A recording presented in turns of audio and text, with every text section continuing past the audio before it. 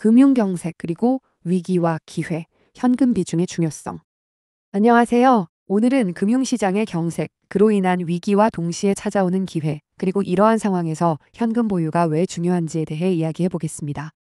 먼저 RBC 비율과 신종자본증권에 대해 알아보겠습니다. 보험사는 자본 건전성, 즉 RBC 비율을 유지해야 합니다. 이를 위해 보험사들은 자본 확충 수단으로 30년 만기 신종자본증권을 발행합니다.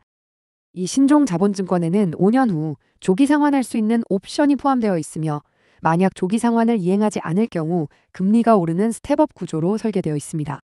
관행적으로 보험사들은 5년 후 신종자본증권을 재발행하여 기존의 증권을 조기 상환해왔습니다. 이러한 관행 때문에 투자자들은 신종자본증권을 사실상 5년 만기 채권으로 인식하게 되었습니다.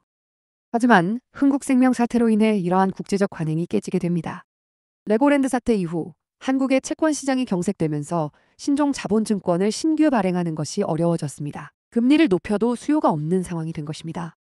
이러한 상황에서 흥국생명은 조기 상환 만기가 돌아온 신종자본증권에 대해 조기 상환 옵션에 응하지 않고 스텝업 금리를 선택했습니다. 당시 신규 발행 금리는 8%였지만 스텝업 금리는 6.7%로 더 저렴했기 때문입니다.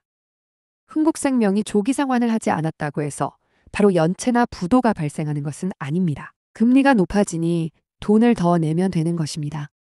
하지만 문제는 5년 만기라는 국제시장의 관행이 깨졌다는 점입니다. 이는 해당 상품 자체의 시장 신뢰를 붕괴시키는 결과를 낳았습니다. 이로 인해 시장에서 전체 신종자본증권 및 회사채 가격이 급락하게 됩니다.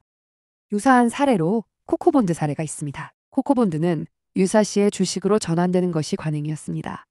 하지만 크레디트 스위스에 문제가 생겨 UBS에 인수되는 과정에서 UBS는 크레디트 스위스의 코코본드를 주식으로 전환하지 않고 채권 전액을 상각해버렸습니다. 이 역시 관행이 깨진 사례로 코코본드 자체의 신뢰가 붕괴되는 결과를 초래했습니다. 이는 글로벌 채권 시장을 위축시키고 본드런 발생 위험을 심화시키는 결과를 낳았습니다.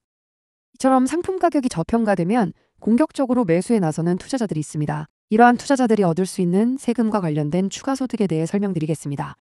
채권 투자의 기본 목적은 확정된 이자 소득을 얻는 것입니다. 하지만 국내 세법상 이자 소득은 과세 대상인 반면 양도 소득은 비과세 대상입니다. 따라서 할인된 가격으로 채권을 매수하면 이자 수익 외에도 시세 차익을 얻을 수 있습니다. 이러한 시세 차익은 양도 소득에 해당하므로 세금 측면에서 유리합니다. 정리하자면 금융시장에서 신용은 매우 중요한 핵심 요소입니다. 신용 붕괴는 시장에 생각보다 큰 파급 효과를 초래합니다. 이러한 위기 상황에서는 현금을 보유하고 있어야 저가 매수 기회를 잡을 수 있습니다. 따라서 평소에 현금 비중을 적절히 유지하는 것이 중요합니다. 또한 세법에 대한 지식을 갖추고 있다면 이러한 시장 상황에서 추가적인 투자 기회를 포착할 수 있습니다. 오늘 영상이 도움이 되셨다면 구독과 좋아요 부탁드립니다. 시청해주셔서 감사합니다.